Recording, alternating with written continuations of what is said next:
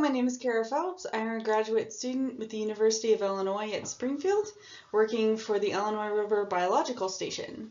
Today I will be presenting on zooplankton production in a restored Illinois River backwater and its contribution to the mainstem river zooplankton.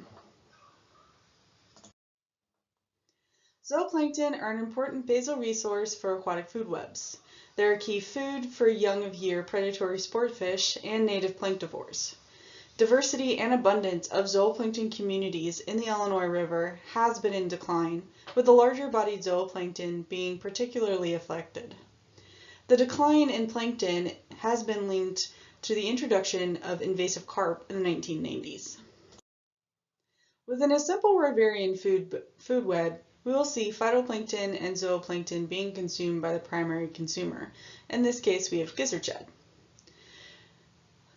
The gizzard shad would then be eaten by the secondary consumer. In this case, we have bass. When silver carp were introduced, they started to compete for the plankton resources within the river. The additional predation has driven the decline of zooplankton, followed by the decline of abundance and biomass of native planktivores like gizzard shad and bigmouth buffalo, and then followed by the decrease in predatory sport fish. Until recently, the impact the invasion would have on higher trophic levels, such as native predatory fish, was not understood. Chick et al.'s recent paper showed empirical evidence of decline in multiple sport fish species following the invasion. How does the Emiquon come into play? Studies have shown that floodplains and backwaters can contribute to river zooplankton abundance. The Emiquon Nature Preserve is a restored detached backwater of the Illinois River with a controlled connection in the form of the water control structure. This provides a protected habitat with nutrient-rich water that has the ability to be released into the river. The Emiquon has a rich zooplankton resource, as evidenced by its planktivore condition. At last year's Emiquon Symposium, Levi Solomon talked about a report co-authored by Amber Blackard and Ollie Mandenhall that showed that the relative weight of silver carp and paddlefish caught within the Emiquon were larger than those caught in the adjacent Illinois River. With what we understand about the Emiquon and the Illinois River, the objectives for this study were to see, does the water released from the Emiquon Preserve make a notable contribution to the river zooplankton abundance? If so, what zooplankton taxa drive the change that we see? Starting in 2020, we were able to sample during scheduled water release events. These events were created by the pumps being turned on to allow a portion of water to be released into the spillway. The pumps were ran for a week at a time. We collected one site within the spillway and one within the pump ditch, shown here in the map. Samples were collected before, during, and after the water release events. Collections occurred in the fall of 2020 and the spring of 2021.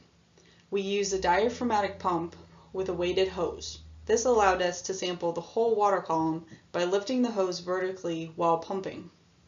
Table 1 shows the number of samples that were collected in 2020 and 2021.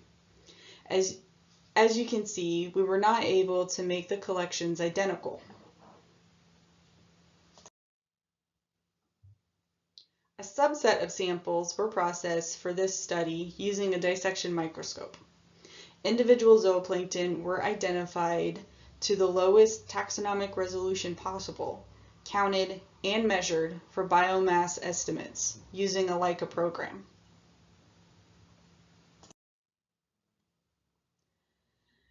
Now that we've gone through the methods, we're going to look at the objectives again. So were we able to see a notable contribution to the Illinois River zooplankton abundance from the Emiquon water release events?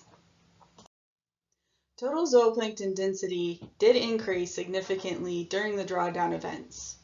We evaluated the abundance by looking at the number of zooplankton per liter over the 3 periods, and saw there was an increase of abundance over both sites during the pumping and the decrease afterwards.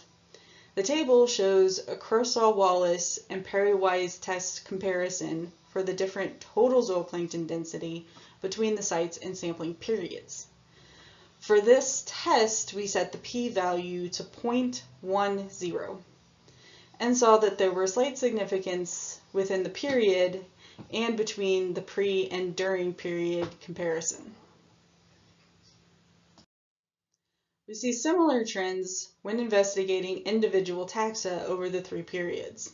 The second graph shows the cladoceran and copepods at the top, followed by the smaller nauplii and rotifers further down.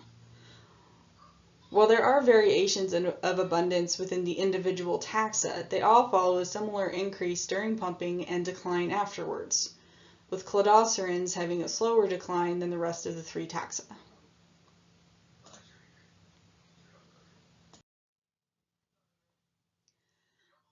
Now we can look at the second part of the objectives.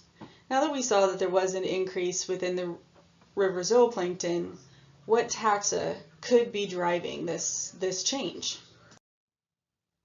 Zooplankton communities did change among the periods. In the NMDS plot, it shows the difference of the zooplankton communities among sampling periods for both years combined. The ellipticals indicate the separation of the communities during each period for each site. The pink is pre, the green shows during, and the blue shows the post. Following the differences, you can see that the community was most similar at the 2 sites during pumping as compared to before and after pumping. Table 3 also shows that there were significant shifts seen within the periods, and particularly between the during and pre-periods.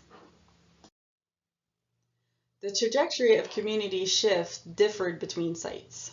Seen here in the NMDS plots for both years, we can see that the dotted line shows the change in the spillway over time, with the solid line showing the change within the pump ditch. In 2020, we see a greater stress on the system compared to 2021, and more similar communities during pumping in 2020.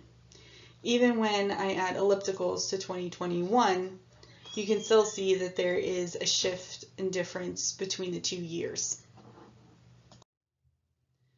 While the NMDS plots showed the zooplankton community shifted between periods, we also want to determine if the taxa were driving a certain shift between the trials.